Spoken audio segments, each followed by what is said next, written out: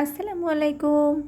আমরা এই সুন্দর ফুলগুলো বানানোর জন্য প্রথমে পাপড়ির আকার করে কেটে নিব। আমরা যেই আকারের ফ্লাওয়ার তৈরি করতে চাই সেই আকারের মাপ নিয়ে মার্ক করে আমরা পাপড়িগুলো সুন্দরভাবে কেটে নিব।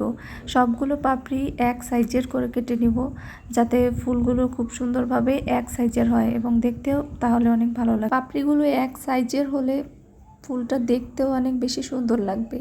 আর পাপড়ির ভিতরটা আটকানোর জন্য আমরা ভিতরে গোল করে সুন্দর করে কেটে নিব। গোল করে কেটে নিয়ে আমরা সেলাই করে নিব। পাপড়ির সাইড দিয়ে খুব সুন্দর করে সেলাই করে নিব, যাতে পাপড়িটা উল্টালে একদম ফুলের পাপড়ির মতো হয়। আর প্রত্যেকটা পাপড়ি এক সাইজের করে কেটে নিব আর এক সাইজের করে সেলাই করব, তাহলে ফুলগুলো অনেক বেশি সুন্দর লাগবে।